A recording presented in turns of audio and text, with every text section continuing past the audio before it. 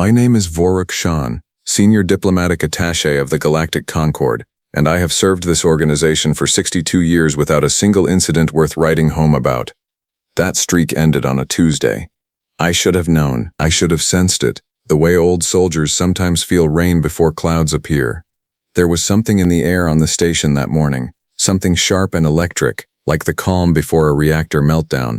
But I did not act on it. I was too busy filling out Form 7-Alpha-9C, which is the official request to request permission to make a request. The Concord loves paperwork more than it loves peace, and I say that as someone who has attended both a peace summit and a Concord filing ceremony. Station Mirabel was not a glamorous assignment. It sat at the intersection of 3 border zones, which sounds strategically important until you realize all 3 zones had been quiet for 5 centuries. The Roth Empire and the Concord had signed the Mirabel Accords exactly 502 years ago, and in that time not a single weapon had been fired in anger between our peoples. Not one. That record was something every senior diplomat was quietly, privately proud of. The humans had been part of the Concord for about 80 years. 80 years. An eye blink by galactic standards. A mayfly at a dinner party. They were loud, they were strange, they brought odd food to every diplomatic function, and they had a habit of laughing at things that were not by any objective measure funny. I did not dislike them, I simply did not fully understand them, which in diplomacy amounts to the same thing. The human medic assigned to Station Mirabel was a woman named Petra Vance. She was 31 years old, approximately 1.7 meters tall, and possessed of the kind of calm, cheerful competence that makes you feel simultaneously reassured and slightly suspicious. She had brown hair she kept in a braid, a Concord Medical Corps patch on her left shoulder, and a kit bag that looked like it contained half a field hospital and a thermos of something she called coffee, which smelled like burned ambition and tasted, I am told, like a dare. I had spoken with her maybe 4 times in the 6 months we had shared the station. She had patched up a Routh delegate who had slipped on a wet floor during a reception. She had treated a Concord junior officer for a reaction to station food. She had once memorably removed a small piece of decorative metal from the ear canal of Ambassador Dorvan, who had been wearing a traditional Routh ceremonial headpiece and had leaned too close to an air recycler. She was by all accounts good at her job. Quiet. Professional. The kind of person who shows up and does the work and does not make speeches about it. And then, on a Tuesday morning in the station's 3rd rotation cycle, someone shot at her. I was in the corridor outside Conference Room B when it happened. The sound was not what you expect from a weapon discharge. It was a sharp, cracking pop, not a roar, and for one fraction of a second I thought something mechanical had failed. Then Petra Vance dove sideways behind a support pillar, her kit bag swinging out behind her, and the wall behind where she had been standing was marked with a long black burn. A burn. A weapon burn. Inside Station Mirabel. Inside a neutral diplomatic facility, inside the 500-year-old peace. I stood very still for approximately 3 seconds, which is how long it takes the civilized brain to catch up with the eyes. Then I heard Petra Vance say, from behind the pillar, in a voice that was remarkably steady for someone who had just been shot at, "Okay, that was rude. Just that. That was rude.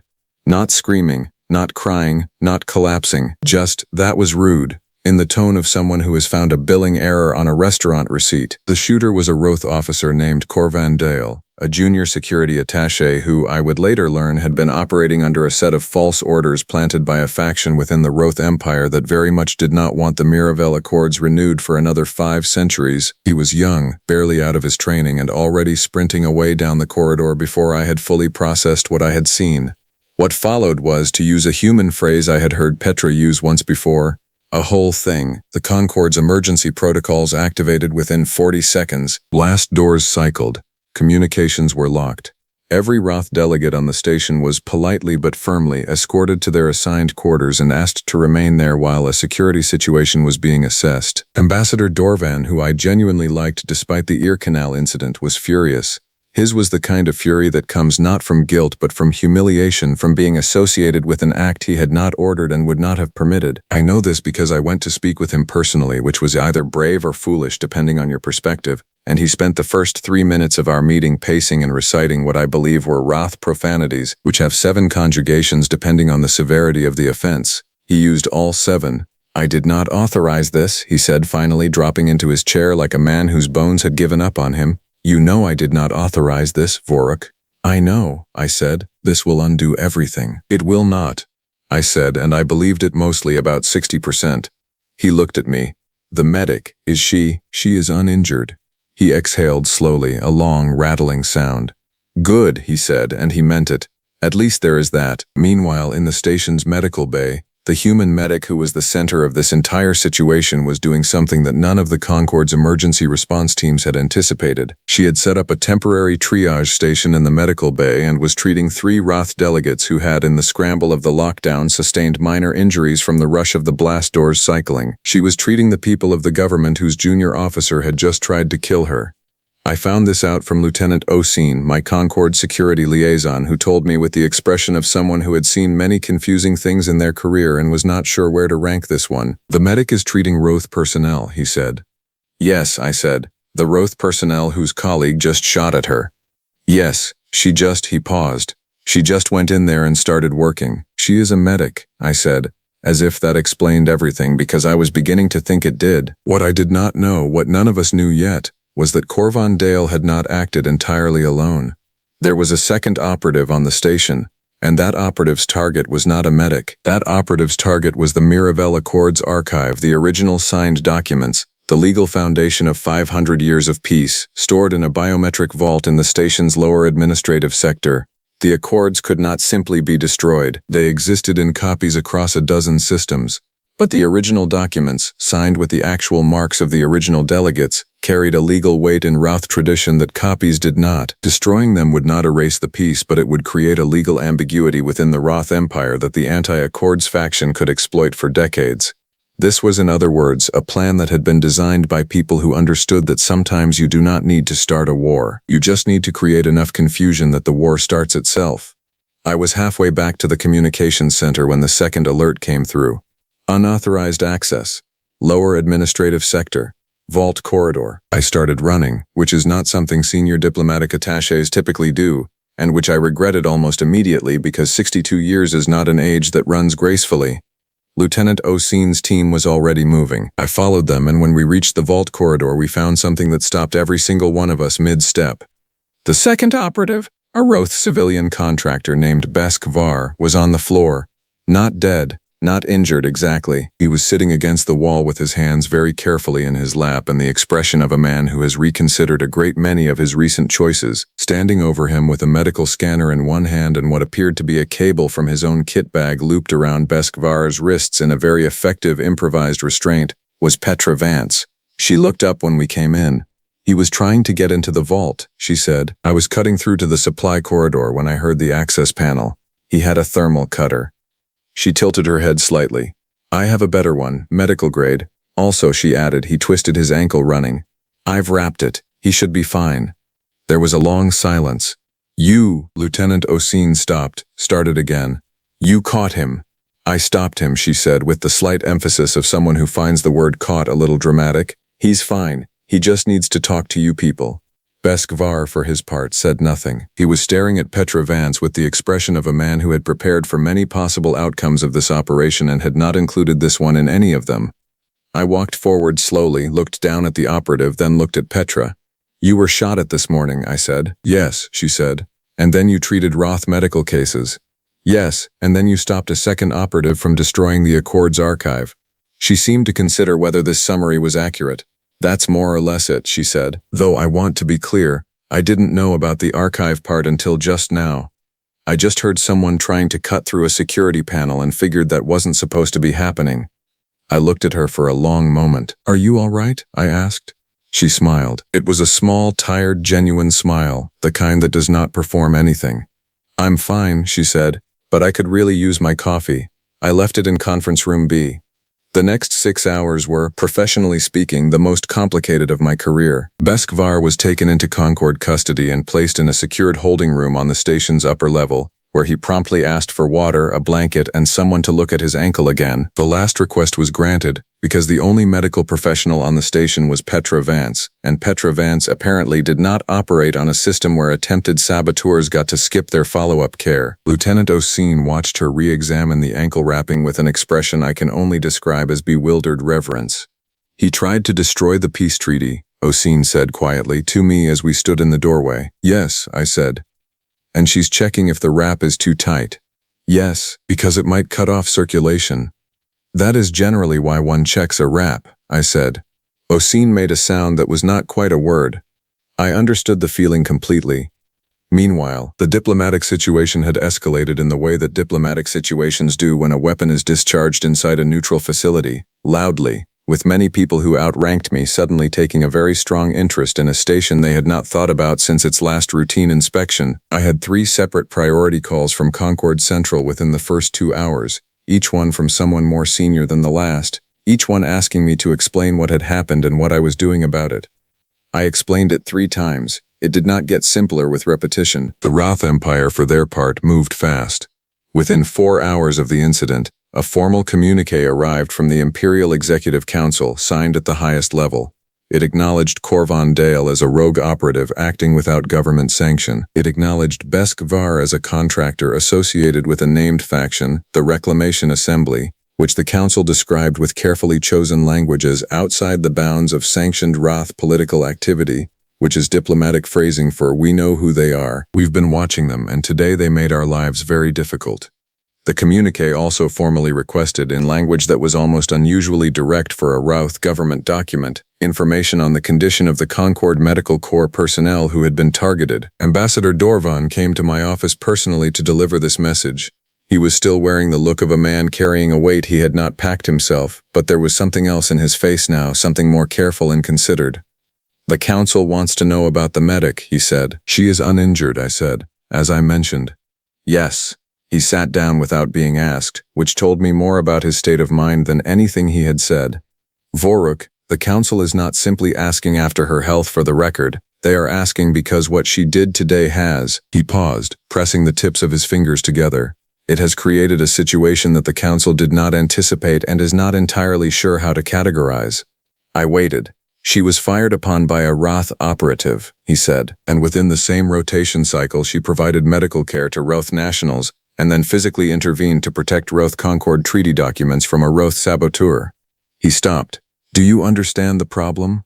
"I understand the complexity," I said carefully. "In Roth tradition," Dorvan said, slowly, as though choosing each word like a step across unstable ground, "there is a concept, Marev Khan. It does not translate neatly. It describes a debt that is not financial and not social. It is something closer to." He paused again. "It is the debt created when someone protects a thing you value, at cost to themselves, when they had every reason not to." The room was very quiet. "The Accords," I said. "The Accords," he confirmed. "She stopped their destruction, after being fired upon by one of ours." He looked at me with the expression of a man who has spent a lifetime understanding politics and is now confronted with something that falls outside its edges. "The Council does not know what to do with this. It is easier to respond to hostility. Hostility has a protocol. This," he shook his head, "this has no protocol." I sat with that for a moment. "What does the tradition require?" I asked. "Marev Khan, what does it demand of the party that holds the debt?" Dorvan looked at me steadily. "Acknowledgement," he said, "public and formal. And then, if possible, reciprocity. Not payment. You cannot pay Marev Khan, but you must in time do something equivalent, something that costs you something, for someone who had reason to expect nothing from you." I thought about Petra Vance wrapping Beskvar's ankle. I thought about her treating Roth delegates in the medical bay while the station was still in lockdown, while the burn mark on the corridor wall was still warm. I thought about her saying that was rude and then going back to work. "I would like to arrange something," I said, "if you are willing." Dorvan raised an eyebrow. "A meeting," I said. "You and her, not formal, not recorded if she prefers. Just a conversation." I paused. "She does not know about Marev Khan. She was not operating inside any framework we would recognize. She just did what she would have done regardless. I think you should tell her that. I think she should hear it from you." Dorvan was quiet for a long moment. Then he nodded, once, with the deliberateness of a man making a decision he will not reverse. "Arrange it," he said. I found Petra Vance in the medical bay an hour later. She had finally retrieved her coffee, which was cold by then but which she appeared to be drinking without complaint. She was updating her incident log, the official medical record of the day's events, with the same careful attention she applied to everything. I knocked on the open doorframe. She looked up. "Attaché Sean," she said. "Come in." "Do you need something?" "I wanted to ask you something," I said, "and I want you to answer honestly, not diplomatically." She smiled. "I'm a medic, not a diplomat. Honest is the only setting I've got." I sat down across from her. "This morning after the shot, you went directly to treat Routh personnel." "Yes," she said. "Why?" She looked at me with a slight frown, the kind that is not unfriendly but is genuinely puzzled. "Because they were injured," she said. "They were the people associated with the person who had just tried to shoot you." "The people who were injured hadn't shot at me," she said simply. The blast door cycling too fast caught a Routh cultural aide on the shoulder. A senior delegate twisted her knee in the rush. They needed treatment. She shrugged, a small, easy movement. "That's the job, and Beskvar," I said. "The man in the vault corridor." She tilted her head. "What about him?" "You wrapped his ankle." "He had a sprain," she said. "It was a grade 2, maybe pushing 3. If it had been left untreated, he could have done real damage walking on it." She paused. "Also, I wasn't going to just leave him sitting there in pain while we waited for security." That seemed pointlessly cruel. I looked at her for a long moment. "Petra," I said, and it was the first time I had used her given name. "Do you understand what you did today? Not medically, politically." She was quiet for a moment. "I have a rough idea," she said. "I'm not completely oblivious. The Miravel Accords have held for 500 years, I said. There are factions within the Routh Empire who believe they are disadvantageous to Routh interests and have spent considerable resources trying to find a way to invalidate or disrupt them. Today, a 2-part operation was carried out on this station to achieve exactly that. The first part was designed to provoke a Concord response that could be characterized as aggression. The second part was designed to destroy the original treaty documents and create a legal vacuum." She listened without interrupting. "Most people interrupt. She did not. You," I said, "disrupted both. Not by being a security officer or a diplomat or a soldier, by being a medic who treated people who needed treatment and who heard a sound that did not belong and acted on it." I paused. "Ambassador Dorvan wishes to meet with you. Formally but privately.